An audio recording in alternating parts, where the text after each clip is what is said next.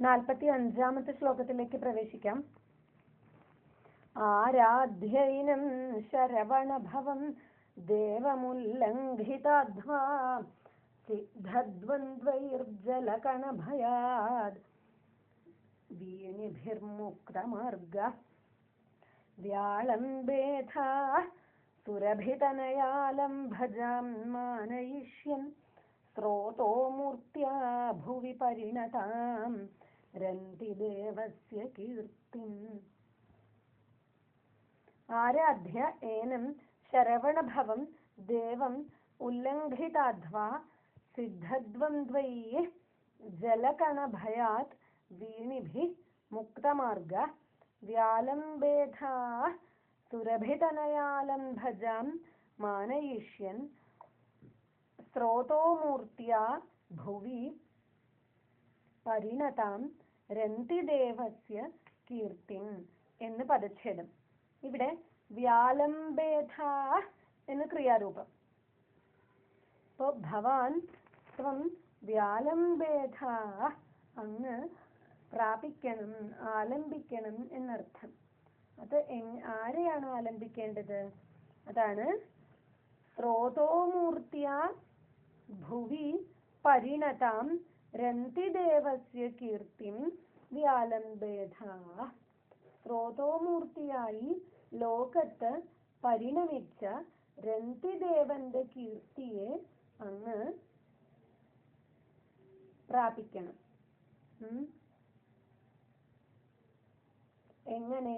മാനയിഷ്യൻ, സൽക്കാരയിഷ്യൻ, അങ്ങ് മാനിച്ചുകൊണ്ട് സൽക്കരിച്ചുകൊണ്ട് വേണം പ്രാപിക്കാൻ എന്നാണ് സൂചിപ്പിക്കുന്നത്. അപ്പം എങ്ങനെയൊക്കെയാണ് അത് വേണ്ടത്? അതും കൂടി നമുക്ക് നോക്കാം.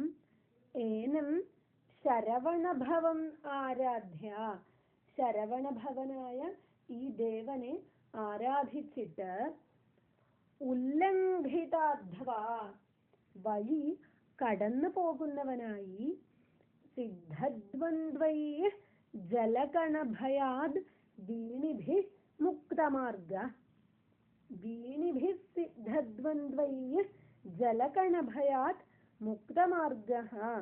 വീണാപാണികളായ സിദ്ധദ്വന്ദ്വങ്ങളാൽ ജലകണഭയം ഹേതുമായി മുക്തമാർഗനായിട്ടുള്ള അങ്ങയുടെ വഴിയിൽ നിന്നും മാറിപ്പോകുന്ന അങ്ങനെയുള്ള അങ്ങ് സുരഭിതനയാലംഭജാം, സുരഭിതനയാലംഭജയായ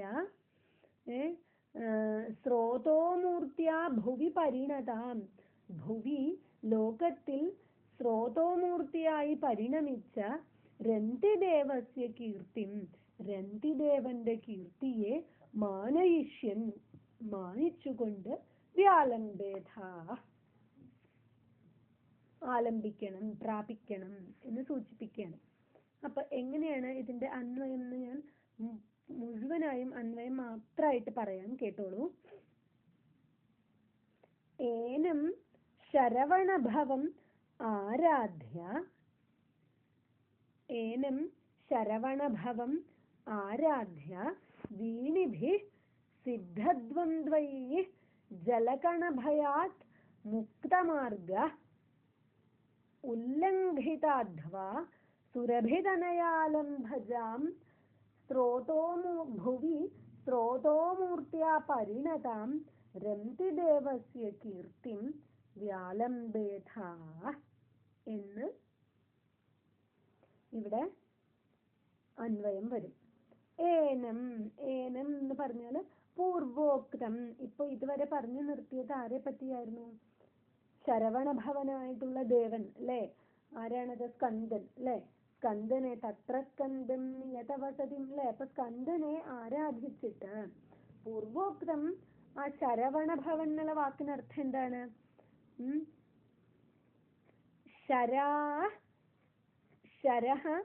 ശരാണാം വനം ശരവണം തത്ര ഭവഃ ജന്മ യസ്യതം ശരവണഭവം. ശരങ്ങളുടെ വനം, അമ്പുകളുടെ കാട് അവിടെയാണ് ജന്മം ലഭിച്ചതത്രേ. അങ്ങനെയുള്ള ദേവനാണ് ശരവണഭവൻ. അപ്പോൾ അമ്പുകളുടെ കാട്ടിൽ ജനിച്ച എന്നാണ് ശരവണഭവൻ എന്ന വാക്കിനർത്ഥം ട്ടോ. ശരവണഭവം ദേവം സ്കന്ദം ആരാധ്യ. ആരാധ്യ എന്ന് പറഞ്ഞാൽ എന്താ? ഉപാസിച്ചിട്ട്, ആരാധിച്ചിട്ട്, വീണിഭി വീണാവദ്ധി വീണാവത്തുക്കളാൽ വീണ വായിക്കുന്ന ആളുകളാൽ മുക്തമാർഗ. അപ്പോൾ മുക്തമാർഗനായിട്ട്, മുക്തമാർഗ എന്ന വാക്കിന് എന്താ അർത്ഥം? വഴി മാറിപ്പോകുന്നവനായി. എന്താ കാരണം അവര് മുക്തമാർഗ അങ്ങയെ ഉപേക്ഷിച്ച് പോവാൻ? ജലകണഭയാത് ജലസേകസ്യ വീണാക്വഥന പ്രതിബന്ധകത്വാത്. വെള്ളം വീണാൽ വീണ വായിക്കുന്നത് ആകെ അവതാളത്തിലായി പോകും. അതുകൊണ്ട് ജലകണഭയാത് മുക്തമാർഗ, വെള്ളത്തുള്ളികൾ വീണു പോകുമോ എന്ന് വിചാരിച്ച് അങ്ങയുടെ മാർഗത്തെ മാറിപ്പോകുന്ന വീണാപാണികളായ സിദ്ധദ്വന്ദ്വന്മാര്, സിദ്ധമിഥുനങ്ങളാൽ ജലകണഭയം ഹേതുവായിട്ട് അങ്ങയുടെ വഴിയെ ഉപേക്ഷിച്ച് മാറിപ്പോകും. അങ്ങനെയുള്ള അങ്ങ് ഉല്ലംഘിത അധ്വാ, അധ്വാനം ഗതഃ ഇത്യർത്ഥഃ. കുറെ വഴി താണ്ടിയല്ലോ.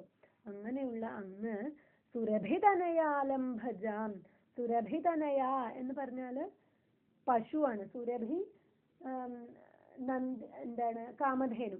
കാമധേനുവിന്റെ തനയകള്, പശുക്കള്, തനയന്മാരുടെ ആലംബനം.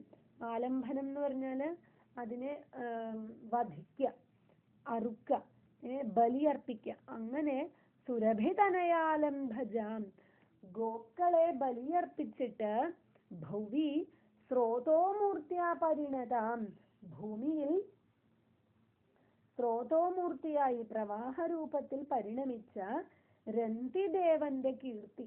രന്തിദേവൻ എന്ന ദശപുരത്തിലുള്ള രാജാവ്, ആ രാജാവിന്റെ കീർത്തിയെ മാനയിഷ്യൻ മാനിച്ചുകൊണ്ട് വ്യാലംബേധാ അവതര. ഇവിടെ രന്തിദേവന്റെ കീർത്തിയായി പരിണമിക്കുന്നത് ഒരു നദിയാണ്. അപ്പോ രന്തിദേവൻ നിരവധി പശുക്കളെ ബലിയർപ്പിച്ചുകൊണ്ട് വലിയ യാഗം കഴിപ്പിച്ചു അത്രേ. അപ്പോ ആ യാഗത്തിൽ ഈ പശുക്കളുടെ ഒക്കെ രക്തം ഇങ്ങനെ ഒഴുകി ഒഴുകി അതൊരു നദിയായി പരിണമിച്ചു. അതാണ് ചർമ്മൺവതി എന്നു പേരായ നദി.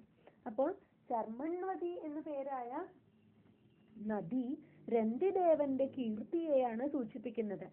അപ്പോ ഗോചർമ്മ നിഷ്യന്തരൂപിണി എന്നാണ് ഇവിടെ വ്യാഖ്യാനത്തിൽ അർത്ഥം കൊടുത്തിട്ടുള്ളത്. കണ്ടോ? ഗവാലംബ സംഭവാം ഗോചർമ്മ നിഷ്യന്തരൂപിണി.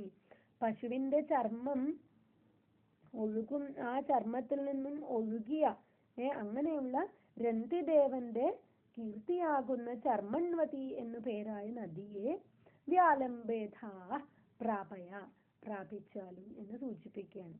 അപ്പോ ശരവണഭവനായ ദേവനെ ആരാധിച്ച് വീണാപാണികളായ സിദ്ധമിഥുനങ്ങളാൽ ജലകണം വീണുപോകുമോ എന്ന ഭയം ഹേതുവായി മാർഗത്തെ ഉപേക്ഷിച്ചു പോകുന്ന, നിരവധി ദൂരം താണ്ടിക്കഴിഞ്ഞ അങ്ങ് ഗോക്കളെ ബലിയർപ്പിച്ച്, യാഗത്തിൽ നിരവധി ഗോക്കളെ ബലിയർപ്പിച്ച് അതിൽ നിന്നും രന്തിദേവൻ എന്നു